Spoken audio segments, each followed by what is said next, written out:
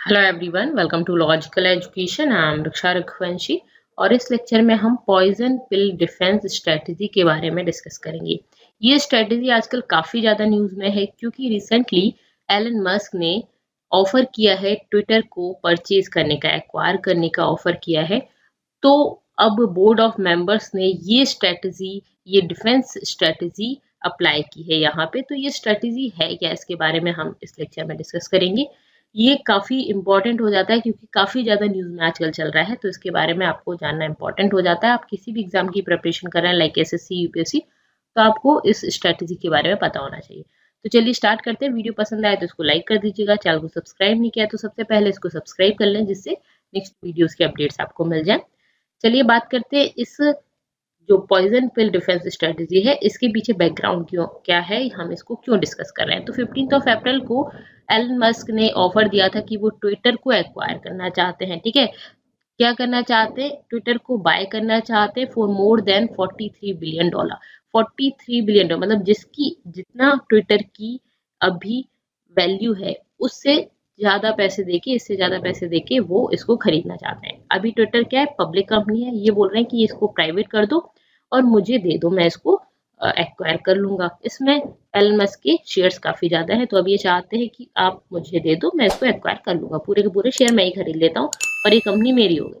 ठीक है, तो यहाँ पे कंपनी के बाकी बोर्ड मेंबर्स हैं, बाकी शेयर होल्डर्स भी हैं।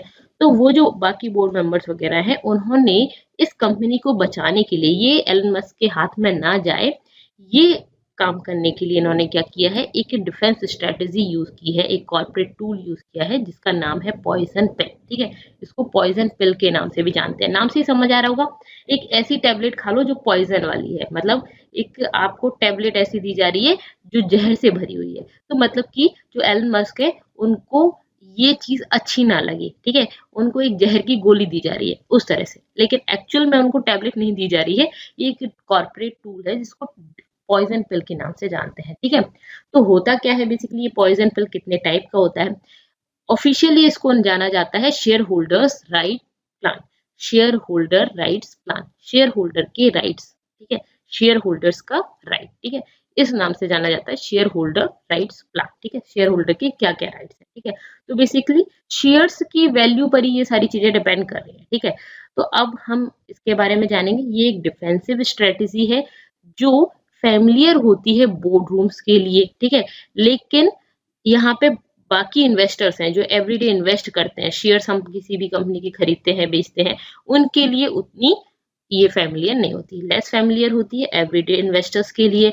और डिफेंसिव स्ट्रेटजी है जो फैमिलियर होती है board rooms try to fend off take over, मतलब जो बोर्ड मेंबर्स हैं वो चाहते हैं कि ये कंपनी इस पर्सन के हाथ में ना जाए या किसी पर्सन के हाथ में ना जाए, तो वो इस तरह की एक स्ट्रेटेजी, इस तरह की तिगड़म बढ़ाते हैं जिससे कि वो पर्सन उसको खरीदने में इंटरेस्टेड ना रहे या वो खरीद ना पाए। ठीक है, तो ये क्या चाहते हैं, ये कंपनी को बचाना चाहते हैं, तो इनके लिए तो फेवरेबल हो गई। ठीक है, टेक ओवर से बचाना चाह रहे हैं तो इनके लिए तो फेवरेबल हो गई, लेकिन बाकी इन्वेस्टर्स के लिए उतनी फेवरेबल नहीं है। ठीक है, तो उतनी ज्यादा उनके लिए ठीक नहीं है। ये फैमिलियर है to board rooms and less familiar to जो एवरीडे इन्वेस्टर्स हैं उनके लिए। ओके, अब यहाँ पे डेवलप कब हुई थी, 1980 में डेवलप हुई थी ये स्ट्रेटजी, और ये यूएस कनाडा वगैरह में ज्यादा चलती है, इंडिया में उतनी नहीं चलती है। ठीक है, यहाँ पे क्या होता है, जब company leaders facing corporate traders and hostile acquisition, मतलब कि ये स्ट्रेटजी तब यूज की जाती है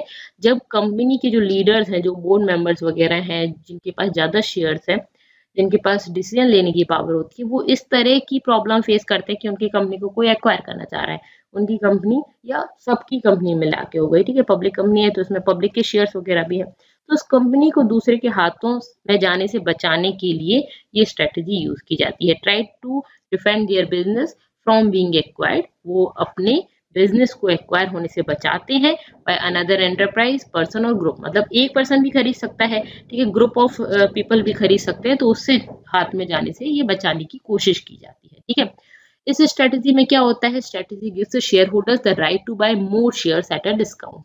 यहाँ पे क्या होता है कि इस स्ट्रेटजी में बहुत सारे शेयर्स इशू किए जाते हैं। ठीक है, और ये स्ट्रेटजी शेयर होल्डर्स को ये राइट देती है, कुछ शेयर होल्डर्स जिनके पास सर्टेन नंबर ऑफ शेयर्स है, ऐसा नहीं एक दो शेयर हो गए तो उनको राइट मिल रहा है, कुछ सर्टेन नंबर ऑफ शेयर्स उनके पास होने चाहिए। उनको ये राइट देती है कि वो शेयर्स को और ज्यादा शेयर खरीद सके डिस्काउंट रेट पर, ठीक है।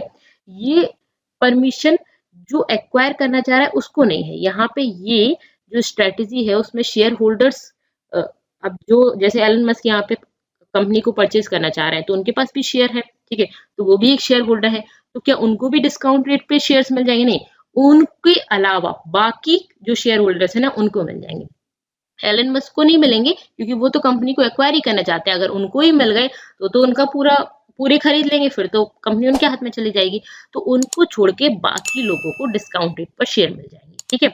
If one share holder buy 13% और more of the company share, ठीक है, तो कुछ 13% इसमें है कि इतने परसेंटेज से ज्यादा आपके पास शेयर्स होने चाहिए, तभी आप और शेयर डिस्काउंट रेट पे खरीद पाओगे, ठीक है। It is a method that makes a company less present to a potential acquire. अब देखिए इसमें क्या होगा, जैसे मान लीजिए दो लोग हैं, एक तो एलन मस्क की हैं जो पूरी कंपनी एक्वायर करना चाह रहे हैं, दूसरे और शेयर मेंबर्स हैं। अब इनको तो डिस्काउंट रेट पे नहीं मिल रहा, इनको डिस्काउंट रेट पे मिल रहा है। बाद में अगर ये कंपनी को खरीदते हैं तो इनको तो उसी रेट पे मिलना है, इनको सस्ते में मिल गया, इनको इसकी ज्यादा वैल्यू देनी पड़ रही, तो क्या इनको अच्छी लगेगी कि कंपनी? कोई चीज मुझे मिल रही है 50 रुपए की, आपको मिल रही है 100, 200, 300 की, तो क्या आप खरीदना चाहोगे? आप पहले खरीदना चाह रहे थे क्योंकि 50 की आपको मिल रही थी, 50 की मुझे मिल रही थी, लेकिन मुझे तो जैसे वैल्यू अगर मान लीजिए 50 है तो मुझे तो 40 में मिल रही है और आपको 200, 300 में मिल रही है, तो फिर आप खरीदोगे क्या? नहीं खरीदोगे। तो ये लेस प्लीजेंट हो जाती है जो एक्वायर करना चाहता है उसके लिए, ठीक है। By making it more expensive for the acquire, जिससे कि एक्वायर के लिए मोर एक्सपेंसिव हो जाती है to buy shares of a target company above the certain threshold, ठीक है। तो इस कुछ एक लिमिटेड जो प्राइस है उससे ज्यादा में आपको मिल रही है तो आप नहीं परचेज करोगे, ठीक है। तो इस वजह से ये लेस प्रेजेंट हो जाती है। Also gives a company more time to valuate an offer. अब देखिए यहाँ पे ये बोर्ड मेंबर्स ऐसा भी सोच सकते हैं कि ठीक है यार ये परचेज कर लें तो क्या दिक्कत है, लेकिन कुछ टाइम तो चाहिए। अचानक से आपके सामने कोई एक इस तरह से ऑफर आ गया कि हम आपकी पूरी कंपनी खरीदना चाहते हैं, आप चाह रहे हो नहीं बेचें, ठीक है। आप बहुत सारे लोगों के मिलकर कंपनी है, एक इंसान की नहीं है, लेकिन सभी चाह रहे हैं कि नहीं यार हमें नहीं बेचनी, इसमें प्रॉफिट है, या तो हमारे पास कुछ टाइम तो हो, या हम सोचने के लिए कुछ टाइम चाहते हैं, तो इवेल्युएट करने के लिए थोड़ा सा टाइम भी मिल जाता है। दूसरी चीज, हम नहीं चाहते कि वो पर्सन खरीदे तो हम उसको और कॉस्टली में, मतलब जैसे वो बोल रहा है कि हम 50,000 में खरीदेंगे, हम बोल रहे हैं नहीं हम तो 1 लाख में बेचेंगे, बाकी लोगों को हम 30,000 में दे देंगे, ठीक है, क्योंकि वो लोग खरीद नहीं रहे हैं, वो लोग मिलके इस कंपनी को जैसी है वैसी रख रहे हैं। तो यहाँ पे उस पर्सन के लिए वो 1 लाख में 50,000 की चीज 1 लाख में खरीदेगा तो उसको नुकसान ही है, तो वो नहीं खरीदेगा। ओके। साथ ही साथ और क्या होता है, it give the board leverage in trying to force a direct negotiation with the potential acquirer। अब यहाँ पे क्या होता है, ये जो बोर्ड ऑफ मेंबर्स है ना, ये डायरेक्ट नेगोशिएट कर सकते हैं। अब इसके बाद नेगोशिएशन की पावर इनके पास आ जाती है कि नहीं इतना नहीं इतना, इतना नहीं इतना, मतलब एक तरह से इनके पास अच्छी पावर आ जाती है जो एक्वायर है उससे, ठीक है। तो नेगोशिएट कर सकते हैं। ये तो हो गई कि ये स्ट्रेटेजी होती क्या है। अब बात आती है कि कितने टाइप की होती है पॉइजन पिल स्ट्रेटेजी। देखिए इसके ये सब टाइप है, preferred stock plans, fill in, flip over, ये दोनों ज्यादा चलती है, फ्लिप इन फ्लिप ओवर, ठीक है। बैक एंड राइट्स प्लान, ये जो गोल्डन हैंडकफ्स जो है ना, ये ऑलमोस्ट सेम ही है बैक एंड राइट प्लान्स का, इसका ही आपका बोल सकते हो कि इसका ही छोटा सा रूप है। तो इन सभी को समझेंगे वोटिंग प्लान। ये सारे के सारे टाइप्स है पॉइजन पिल स्ट्रेटेजी की, preferred stock plan, flip in flip over, back and rights plan, golden handcuffs और वोटिंग प्लान्स, ठीक है। तो इन सभी को एक एक करके समझते हैं। पहले आता है प्रेफर्ड स्टॉक प्लान, बहुत इजीली समझ आ जाएगा, एग्जांपल से समझेंगे, ठीक है। तो प्रेफर्ड स्टॉक प्लान्स, आप क्या करते हो, किसी भी कंपनी के स्टॉक्स लेते हो, कॉमन स्टॉक, ठीक है। जनरली हम स्टॉक की बात करें तो 2 टाइप के होते हैं, और भी बहुत टाइप के होते हैं, लेकिन यहाँ हमें 2 टाइप का ही काम करना है और मेनली यही चलते हैं। कॉमन स्टॉक्स, जैसे मैं किसी कंपनी के शेयर्स खरीदती हूँ, कॉमन स्टॉक एक प्राइस है, वो आप सभी को एक तरह की प्राइस देनी है। प्रेफर्ड स्टॉक, प्रेफर्ड में मतलब कम पैसे में आपको कुछ प्रेफरेंस दी जा रही है, सिंपल सी बात। प्रेफर्ड स्टॉक प्लान मतलब कि कुछ प्रेफरेंस दी जा रही है, ठीक है, कुछ एक्स्ट्रा आपको फायदा दिया जा रहा है। तो सिंपल सा इतना सा ही इस बात का मतलब है। तो इसमें क्या होता है, जब इस तरह की कुछ प्रॉब्लम आती है कंपनी के पास कि उसकी कंपनी को कोई एक्वायर कर रहा है, तो वो क्या कर सकता है, वो कंपनी इशू कर सकती है a large number of new shares, कुछ large number of new shares को इशू करेगी, ठीक है, जिनको ऐसे बोला जाएगा प्रेफर्ड शेयर्स, ठीक है, टू एग्जिस्टिंग शेयर होल्डर्स। इसमें क्या होता है, जो एग्जिस्टिंग शेयर होल्डर्स है, मतलब जिनके पास ऑलरेडी शेयर्स हैं, ठीक है, सर्टेन नंबर ऑफ शेयर्स, ऐसा नहीं कि जैसे मैंने 2 शेयर ले लिए तो मुझे ये पावर आ जाएगी, नहीं, कुछ सर्टेन नंबर ऑफ शेयर्स मेरे पास है, 40% है, 20% है, जो भी है, कुछ सर्टेन शेयर्स मेरे पास है, तो मुझे इस तरह की प्रेफरेंस दी जा रही है कि मुझे कुछ एक्स्ट्रा शेयर्स, कुछ न्यू शेयर्स इन्होंने कंपनी ने निकाले हैं, उन न्यू शेयर्स को मैं खरीद सकती हूँ। वो प्रेफर्ड शेयर्स कैसे हैं, क्योंकि वो कम प्राइस पे मुझे मिल रहे हैं, ठीक है, तो वो और एक्स्ट्रा शेयर भी उनको मिल जाएंगे। ये शेयर मिलने से क्या होगा, एक तो डिसीजन लेने की पावर भी बढ़ जाएगी, ठीक है, हम जो भी बात बोल रहे हैं उसका वेटेज बढ़ जाएगा, क्योंकि जितने शेयर्स होंगे उतना हमारी बात का वेटेज बढ़ जाता है, ठीक है, हम डिसीजन में उतना ज्यादा पार्ट ले सकते हैं, ठीक है। जैसे कि मान लीजिए मैंने किसी कंपनी के 10% शेयर खरीद रखे हैं, तो मुझे उस कंपनी के डिसीजन में 10% का मेरी हिस्सेदारी है, तो 10% मेरा मतलब इतना राइट बनता है कि मैं उसको ये सजेशन दूं या 10% मेरी बात मानी जाएगी, सिंपल, ठीक है। तो new shares usually have severe redemption provision, मतलब बेसिकली इसमें कुछ प्रोविजंस होते हैं जो कुछ उस फाइल्स वगैरह में लिखे होते हैं इस तरह के, such as allowing them to be converted into a large number of common shares if take over occurs. मतलब क्या है बेसिकली कि कुछ मुझे प्रेफर्ड शेयर्स, मतलब कुछ शेयर्स मुझे दे दिएगा, ठीक है, मेरे पास कुछ सर्टेन नंबर ऑफ शेयर्स थे, अब उसके बाद कुछ और शेयर मैंने खरीद लिए। अब मान लीजिए कभी ये कंपनी टेक ओवर हो जाती है, एलन मस्क ने ये कंपनी खरीद ली, ठीक है, ट्विटर को इन्होंने खरीद लिया, तो उस जब ये टेक ओवर होता है ना, तब मैं क्या कर सकती हूँ, अपने ये जो प्रेफर्ड शेयर हैं इनको मैं कॉमन शेयर में कन्वर्ट कर सकती हूँ। जैसे मान लीजिए मैंने 10 प्रेफर्ड शेयर खरीद लिए और एक प्रेफर्ड शेयर को मुझे डिस्काउंट रेट पे मिले हैं, एक प्रेफर्ड शेयर की कीमत मान के चलते हैं कि 50 कॉमन शेयर के बराबर है, ठीक है, एक शेयर की कीमत 50 के बराबर है, तो 10 की कीमत कितनी हो गई, 500 कॉमन शेयर के बराबर हो गई, मतलब मैं एक शेयर बेचूंगी तो मुझे 500 शेयर के बराबर फायदा होगा, तो मतलब मुझे कितने सस्ते में मिल गए, ठीक है। ऐसा भी हो सकता है 50 10 ना हो, एक की कीमत 5 ही हो, तो भी मुझे फायदा तो होगा ही, ठीक है। तो बेसिकली कॉमन शेयर्स में इसको चेंज कर सकते हैं और फिर उसके बाद उसको सेल कर सकते हैं, तो आपका क्या हो गया, आपको कितना ज्यादा फायदा हो गया, सामने वाला खरीद रहा है उसको उसी, मतलब एक 10 की हमने बात की थी कि 50 शेयर आपकी एक की कीमत 10 के बराबर है, ठीक है, वहां पे एक की कीमत 1 के बराबर है, तो हमें देखा जाए तो 10 गुना फायदा हो गया, यहाँ पे इसको नहीं हो रहा है, तो यही वाली चीज होती है। तो दूसरे को फायदा हो रहा है, बाकी लोगों को, और जो खरीदना चाह रहा था उसको नुकसान हो रहा है, तो वो क्यों खरीदेगा। तो ये होता है प्रेफर्ड शेयर प्लान में।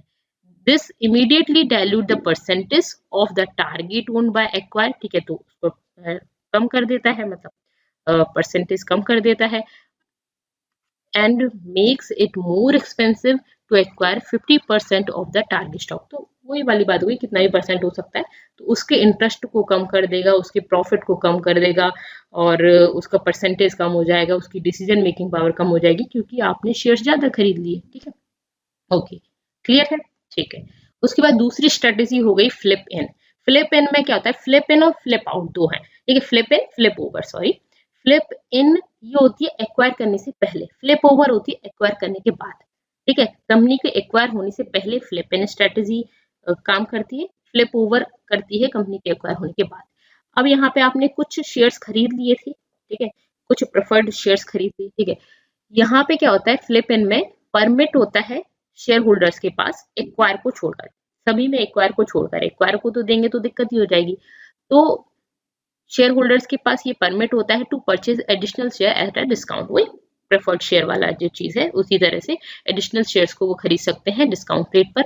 Also dilute shares held by the acquiring company, ठीक है, तो शेयर को डायल्यूट कर देता है, making the take over attempt more expensive and more difficult, ठीक है। तो ये चीज मैं ऑलरेडी बता चुकी हूँ कि फिर इससे ये मोर एक्सपेंसिव हो जाती है, मोर डिफिकल्ट हो जाता है जो एक्वायर करना चाहता है उसके लिए, ठीक है।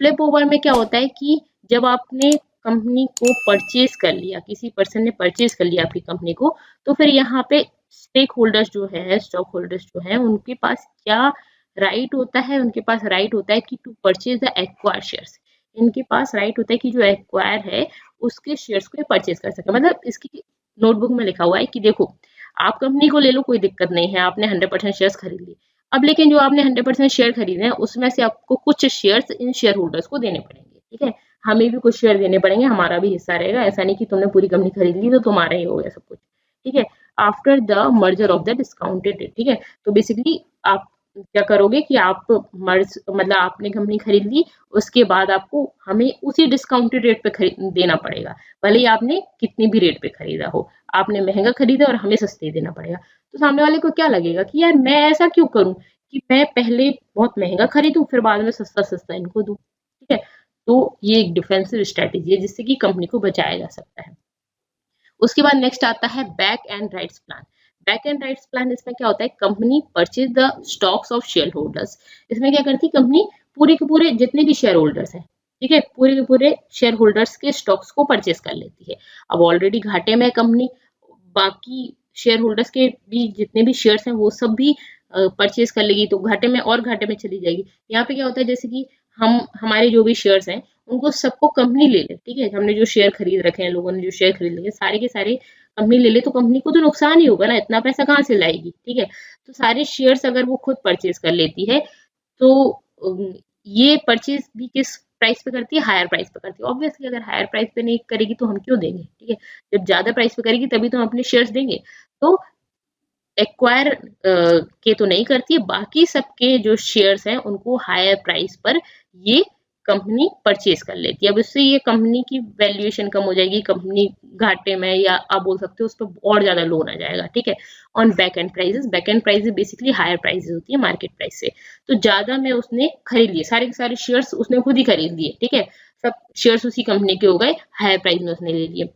इससे क्या होता है, लोगों में एक मेंटेलिटी हो जाती है कि यार ये क्या है। ठीक है, आपने सारे के सारे शेयर्स खरीद लिए, ठीक है, तो अब अपने जो शेयर्स हैं वो कंपनी को वापस दे देंगे। कुछ एम्प्लॉयज के पास भी शेयर्स होते हैं, जैसे उस कंपनी में जो लोग काम कर रहे हैं वो जनरली बहुत सारे एम्प्लॉयज उस कंपनी की शेयर्स लेके रखते हैं। ठीक है, तो वो अपने शेयर्स को उसी कंपनी को वापस कर देंगे, मतलब कि डंप द स्टॉक, इस चीज को बोलते हैं डंप द स्टॉक, मतलब वापस डंप कर दिए, वापस उसी कंपनी को अपने शेयर्स बेच दिए उन्होंने। ठीक है, तो हायर प्राइसेस में किया।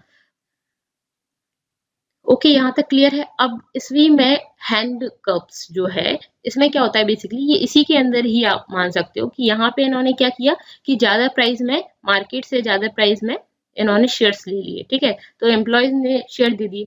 अब इसमें ना मेंटेलिटी ऐसी होती है कि यार कंपनी वापस शेयर्स ले रही, हो सकता है ये नेगेटिव चल रही हो, ऐसा हो रहा है, इसकी वैल्यू कम हो रही, ये सब चीजें मन में आएंगी। और एम्प्लॉयज ऐसा कर सकते हैं कि हमने कंपनी के शेयर तो वापस कर ही दिए, साथ ही साथ कंपनी भी छोड़ दें।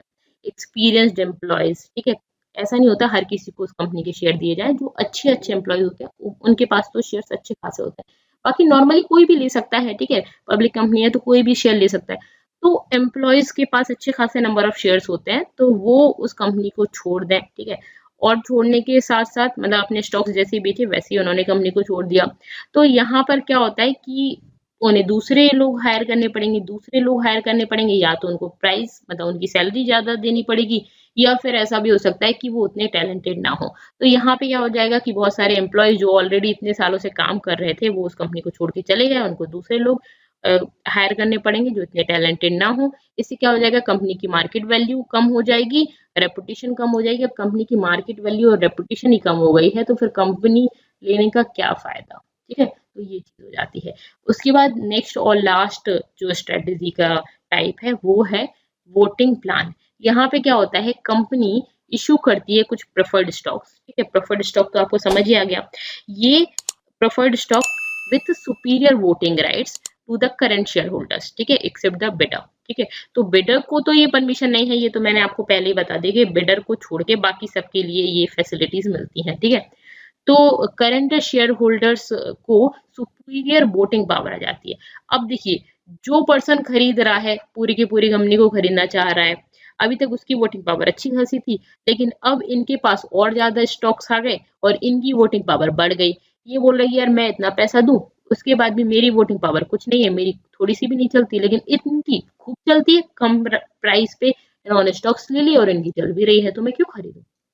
ठीक है, if bidder acquire substantial quantity of company common stock. ठीक है, तो ये जो बिडर है वो एक्वायर करता है कुछ क्वांटिटी के कंपनी के कॉमन स्टॉक, ये तो कॉमन स्टॉक ही खरीद सकता है, प्रेफर्ड स्टॉक इसको नहीं मिलेंगे। ठीक है, it then still would not be able to exercise control over its purchase. ठीक है, अगर वो कॉमन स्टॉक बाद में ये ज्यादा प्राइस में भी इसने खरीद लिया तो भी क्या होगा, तो भी इसको उतनी पावर नहीं मिल रही है जितनी इन लोगों को थोड़े थोड़े में भी मिल रही है। मतलब इनको एक्स्ट्रा चीजें मिल रही है, मुझे कुछ नहीं मिल रहा, मैं क्यों खरीदूं कंपनी को।